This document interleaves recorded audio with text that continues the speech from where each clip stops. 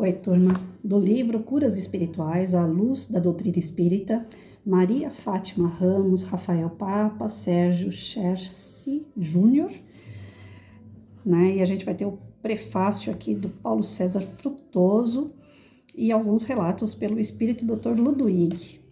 Todo dia eu vou levar aí quase 1 minuto só falando a entrada desse livro. Vamos lá, gente. Prefácio 2. Brasileiros. A providência divina, por parte dos mestres siderais, nos aponta com grande alegria esse ciclo e nova fase. Essa intenção detalhada e direta por parte dos espíritos com Jesus em todas as religiões e crenças movidas por esse chamado, em um despertar geral de consciências para a compreensão da medicina espiritual.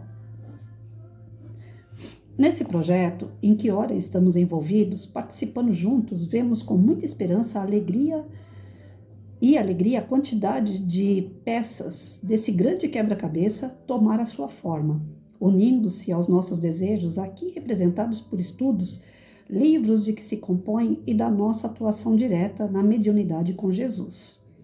Os objetivos e ideais que ao longo desse projeto estamos plasmando pouco a pouco concretizam-se na matéria em realidade física e espiritual.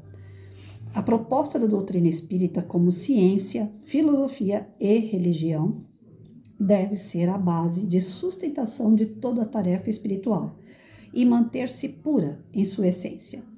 Esse ciclo de amor que, permeado por conhecimento científico, tem nos libertado, permitindo-nos também esse reencontro em oportunidade de um novo e grande recomeço. Essa ação viva e eficaz, presente na mediunidade com Jesus, nunca faltará à medicina convencional da Terra. Não mediremos esforços em levar essa força divina que ajuda e cura, mantra que adotei e levo como bandeira viva aos corações humanos em dor e sofrimento nessa pátria do Brasil. O povo brasileiro de coração enorme recebeu muito bem esse estrangeiro, adotando-me como filho. A minha gratidão ao Brasil, pátria minha. Ainda, brasileiros, precisamos lembrarmos-nos das chagas do orgulho e egoísmo que têm predominado nos corações humanos, trazendo na dor do atual momento o maior processo de limpeza e depuração do planeta, nessa fase de transição para um mundo de regeneração. Precisamos do amor, da sua emoção, para sentir o sofrimento aflitivo do nosso próximo. Por enquanto, estamos vibrando e reconhecendo em total apoio os esforços que partem de vocês, a nossa família em Cristo Jesus. Continuem na fé viva, enfrentando todos os obstáculos. Sintam-se envolvidos nesse projeto espiritual de estudos, da confecção do livro e da construção de nosso hospital espiritual que aos poucos se plasma, indo de nossa direção para a realidade física de vocês na Terra. Espírito Adolf Fritz.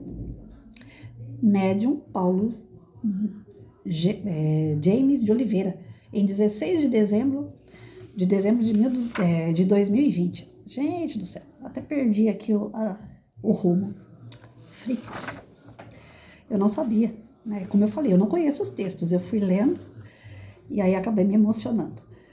Eu tenho um respeito por esse espírito, e como ele se apresentou assim em vários locais, pelo menos próximos assim de onde eu tô, algumas vezes eu duvidei que fosse ele, né?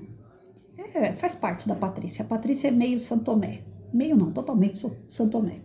E aí, Dr. Fritz está atendendo em tal lugar. Dr. Fritz está atendendo em outro lugar. É que nem o Bezerra de Menezes, né? Agora a bola da vez é ele. Todo lugar tem Bezerra de Menezes. E eu começo a desconfiar quando tem, assim, vários lugares com o mesmo espírito, apesar de saber que o espírito mesmo pode não ser ele, pode ser uma falange em nome dele. Mas tem muita gente também que usa nomes famosos para poder chamar atenção, trazer pessoas, né, naquele centro, naqueles trabalhos, e geralmente, e algumas vezes, não é geralmente, mas algumas vezes é charlatanismo puro, né? A pessoa está até com um obsessor e dizendo que é um espírito elevado, mas entre a desconfiança e a fé, eu prefiro ficar com a fé, né? Quando a gente desconfia demais, a gente desapega da nossa fé. E aí a gente pode se perder. Então eu procuro ter fé, eu procuro compreender, estudar para manter a minha fé e não para fazer o contrário.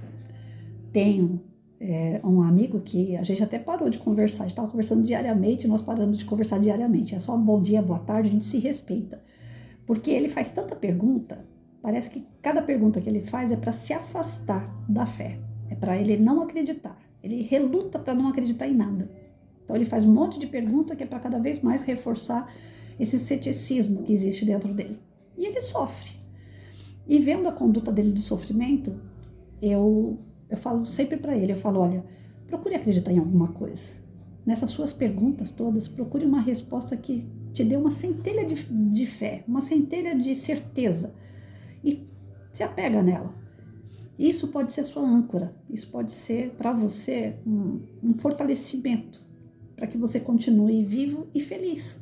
Porque da forma que você questiona, você não é feliz. Você vai se afastando cada vez mais da crença. Então, o Fritz, ele se tornou para muitos centros uma forma de chamar público, de chamar pessoal, o Dr. Fritz está atendendo em tal lugar, então eu vou lá, né?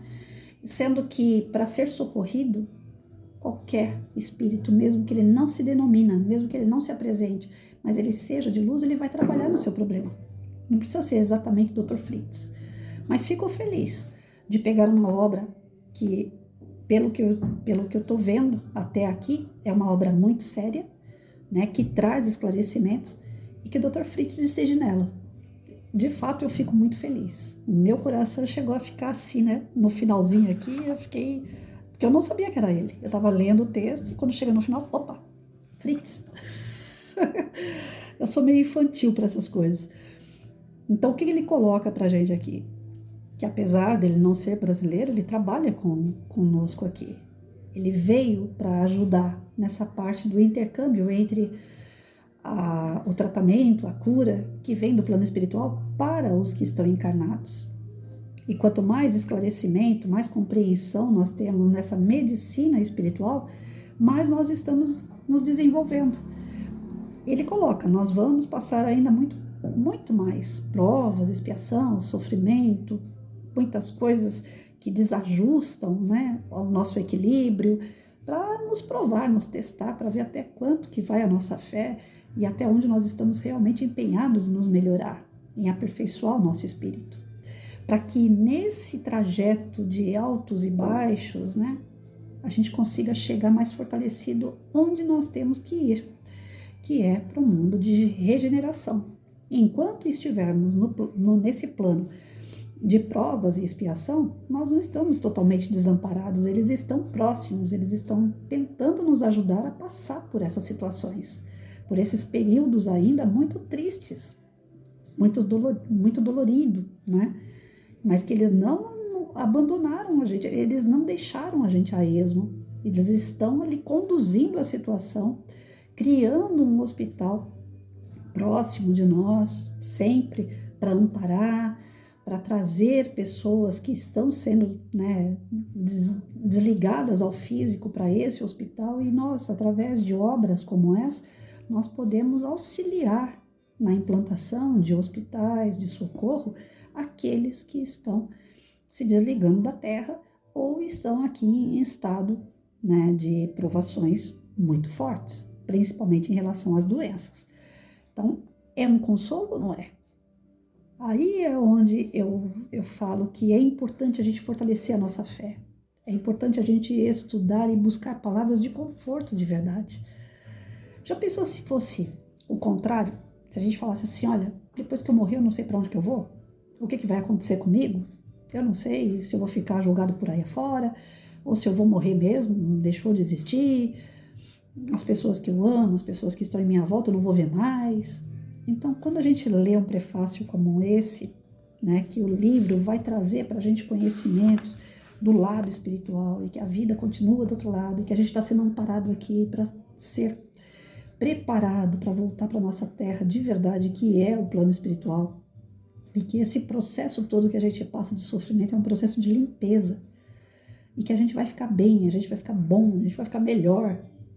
Eu estava assistindo uma palestra do Divaldo e o Divaldo falou assim, aconteceu, né, uma pessoa estar muito doente e tal, com câncer, finalizando o seu trajeto aqui na Terra, e a mulher foi pedir para o Divaldo, né, olha, meu marido não tá nada bem, ele tá já vias de fato a falecer e tal, e o Divaldo pediu uma intuição para poder confortar a mulher, e a intuição que veio para ele é, o homem vai ficar bom. Aí o Divaldo, todo feliz da vida, foi dar esse conforto para a mulher. Falou para a mulher, olha, fica feliz porque eu recebi aqui uma comunicação de que seu marido vai ficar bom. E aí ele deu a notícia para a mulher ficou toda feliz da vida que o marido ia ficar bom. Foram, né, para casa tal, agravou o problema do marido, o marido voltou a ficar internado e morreu, fisicamente desencarnou. A mulher foi lá atrás do Divaldo toda brava, né, ué, você não me deu o recado dizendo que meu marido ia ficar bom? Aí o Divaldo pegou e falou com o espírito que deu o recado para ele, né? Falou, olha que saia justa que você me colocou, você não falou que o homem ia ficar bom? Aí o espírito falou, realmente ele ficou bom, ele desencarnou, acabou o problema dele, agora ele tá legal. Gente do céu, já pensou a situação? Aí o Divaldo falou assim, gente, quando eu der um recado que alguém vai ficar bom, agora eu já tô entendendo. É porque a pessoa vai desencarnar, se prepara. Então, nós temos esse conforto de que ficar bom nem sempre é ficar bom fisicamente, mas que o nosso espírito vai ficar bom, nosso espírito vai se libertar. As doenças, os problemas que nós enfrentamos, eles não vão ser eternos. Vai chegar uma hora que nós vamos ficar sem. Nesse momento que a gente ficar sem, nós estamos ficando bom. Porque enquanto a gente está aqui, nós estamos numa luta que nós travamos, que nós criamos.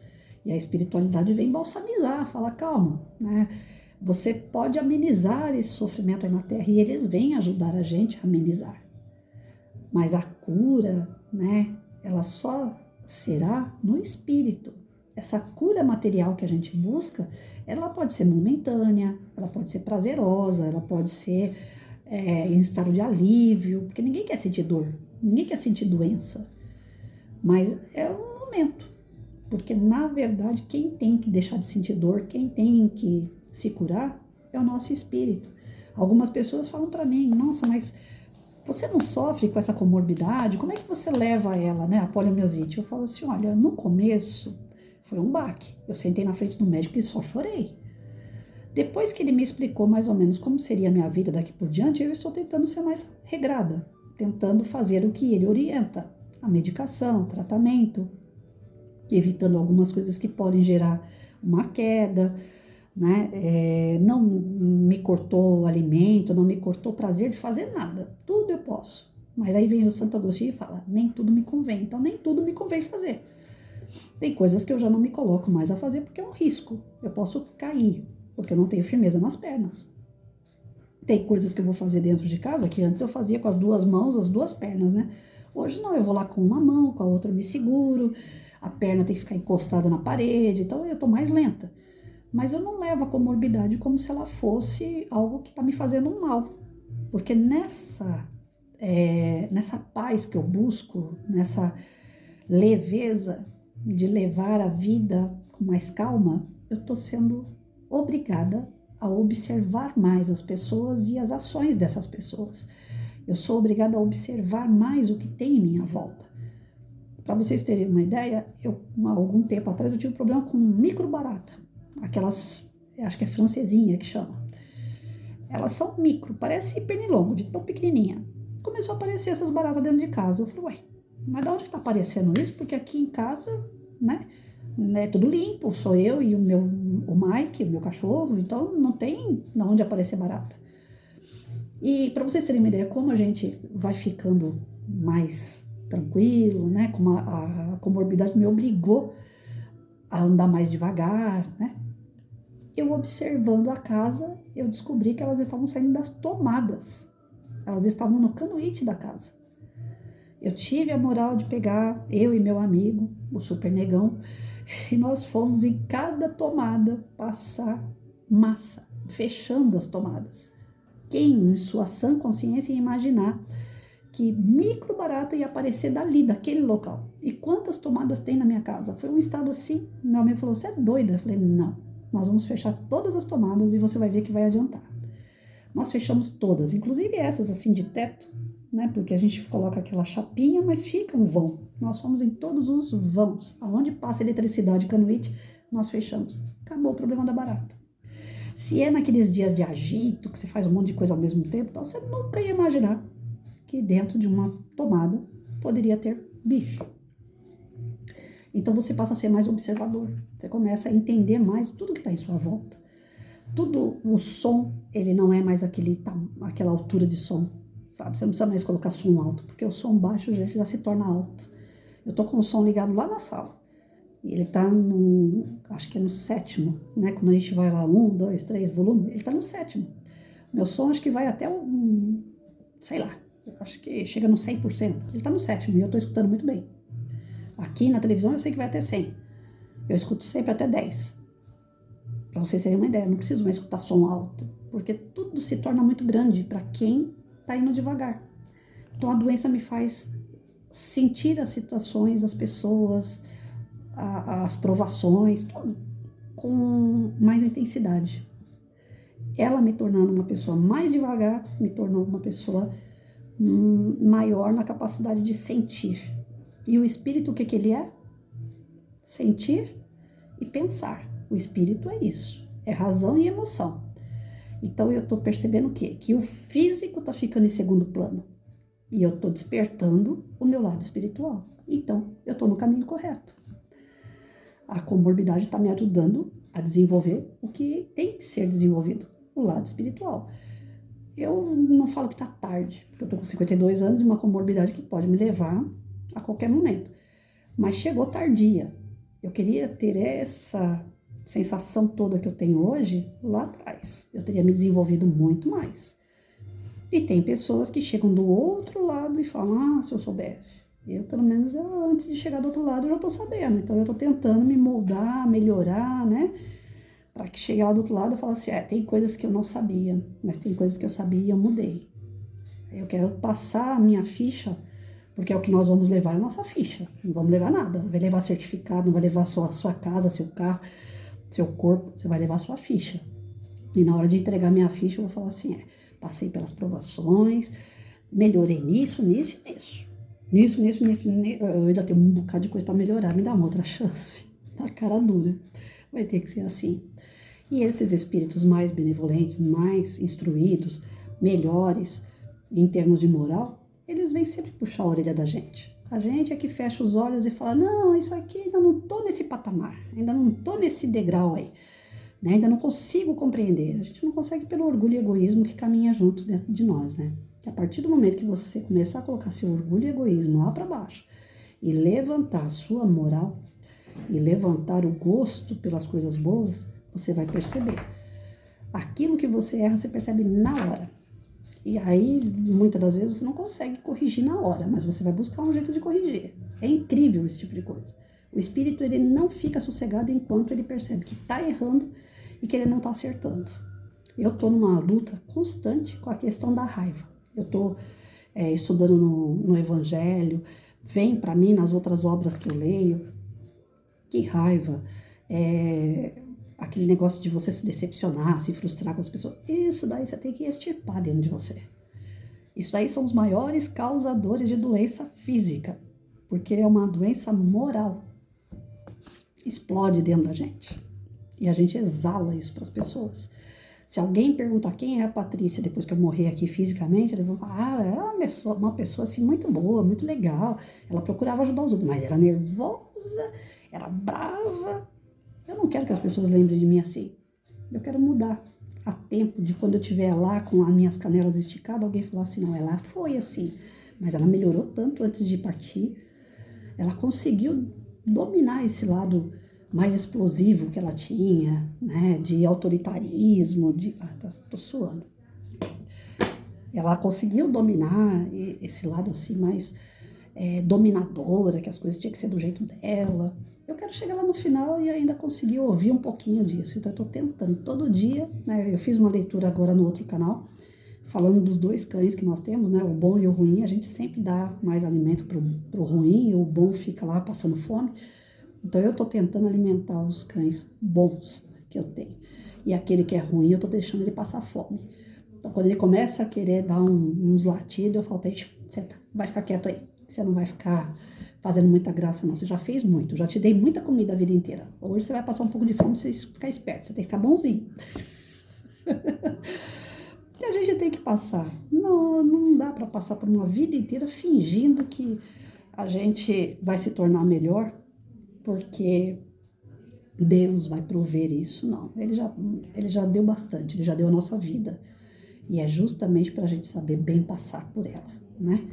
Fico contente de encontrar aqui um texto pelo Dr. Fritz, e eu espero, né, que a minha fé só aumente, e não que eu fique duvidando da vinda dele, do trabalho dele, como muitas vezes eu fiquei duvidando sim. Ah, o Dr. Fritz está em tal casa, eu falo, será que é ele mesmo? Né? Será que é algum espírito amando o Dr. Fritz? Será que esse povo não está colocando o Dr. Fritz no meio só para chamar a atenção? Então eu espero que durante a obra ele apareça outras vezes aqui, não só no prefácio, para fortalecer. Eu quero acreditar. E é importante a gente querer acreditar. Nem sempre a gente acredita de primeira. Eu concordo e eu sou assim. Mas é importante que a gente estude para vir fortificar, fortalecer essa crença. Quanto mais a gente acredita, mais feliz, mais suprido fica o nosso espírito, né? E aí a gente sabe o caminho que nós vamos tomar. Porque quando a gente tem muita dúvida, a gente, né? Será que eu devo? Será que eu vou? Será que eu faço? A dúvida, ela pode ajudar a gente a encontrar o meio termo, mas às vezes ela também atrapalha. Então, uma pessoa com muita dúvida, ela acaba não crendo em nada e ela não se desenvolve, ela não sai do lugar. E pelo contrário, se torna uma pessoa seca e infeliz. Gente, eu tô olhando aqui o sumário, né? Eu vou só passar para vocês como é que é o negócio aqui, ó.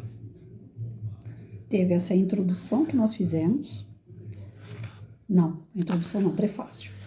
Só de introdução, meu pai do céu. Nós vamos ter que ficar dividindo essa introdução. De introdução, começa na página 13 e vai até a 30, só de introdução. Página 13 a 30. Então, nós vamos ter que ficar dividindo isso daqui, porque como diz a garotada, o bagulho é doido. Muita coisa. Depois ele vai se dividindo em primeira parte, segunda e terceira parte. A primeira parte vai falar da revista espírita, a segunda parte vai falar da Gênese, que é onde eu corri a vida inteira. Espero que eu consiga entender para passar. E a terceira parte, as curas espirituais. No finalzinho aqui ele ainda vai ter as referências de onde ele tirou e o apêndice Notas de Kardec. É um livro instigante. Eu acredito que vai ser um pouquinho difícil, mas vamos lá, né? Tá com medo? Vamos com medo mesmo. Amanhã a gente vai estar vendo essa parte da introdução, então. Fiquem com Deus.